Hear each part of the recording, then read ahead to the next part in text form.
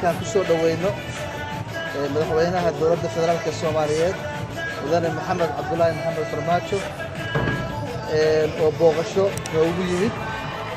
madaxweyne ku soo dhawow Puntland oo adigana ku jecel Soomaalnimada jecel ku soo dhawow dadka reer Puntland waxay diyaar u yihiin inay kugu soo dhaweeyaan qalbi furan iyo gacmo furan xaaladda ay ku sugan yihiin iyo horumarka ka socda iyo dowladnimada ka jirta aad aragto la qaybsato talooyinkaaga iyo fikirkaaga dowladnimada diyaar u ah inay dhageystaan ka qayb qaataan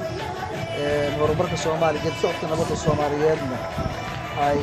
kugu taageeraan si Soomaaliya ay u gaarto qarannimo dowladnimo hagaagsan nidaamkii iyo horumarkii Soomaaliya lagu aqoon jirayna iyo dowladdeeda diyaar u inay ka qayb qaataan madaxweynuhu nala joogayaa muddo dhowr bari ah arki doona dalka iyo nabadda ka jirta iyo nidaamka dowladnimada ka jirana marka madaxweyne ku soo dhaweey Puntland waxaan maanta runtii aad iyo aad ugu faraxsanahay inaan halkan socdaal ku joogo magaalada Garowe ee caasimadda dowlad goboleedka Puntland iyo madaxweyne adiga iyo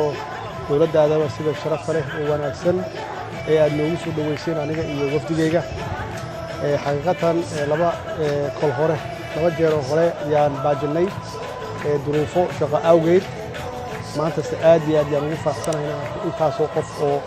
reer Puntland reer Garowe ah sidaas wanaagsan ay noo soo dhaweeyaan oo ay jidadka taagnaadaan oo calama qoyan ay nagu soo dhaweeyaan aad iyo aad ayaan uga mahadcelinayaa aad iyo aadna waan ugu faraxsanahay halkan waxaan u imid inaan arko suu sheegay madaxweynaha xaaladda halkan ka jirta ay koow ka tahay inaan xoojino nabadda aan xoojino oo aan ka shaqeyno dib u heshiisiinta waxaan jeclahay inaan tago dhowr magaalo oo aan dadka la kulmo xuqaasha salaadiinta dadka maxaan ku raahdaa aqoon-yahanada civil society-ga jaamacadaha ardada dhigta guud ahaan inaan la kulmo oo ay la wadaagaan iyaga naftigooda waxa meeshaan ka jira aniguna aan la wadaago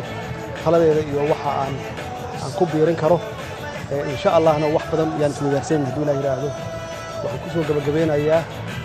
runtii waa soo daahay reer Garowe reer Puntland hal hada waa soo daahnay waxaan u soo daahnay wax kale ma ahayn duruuf shaqo awgeed insha Allahna waa ku soo noqonaynaa aniga iyo dowladda federaalka insha Allah haddii la yiraahdo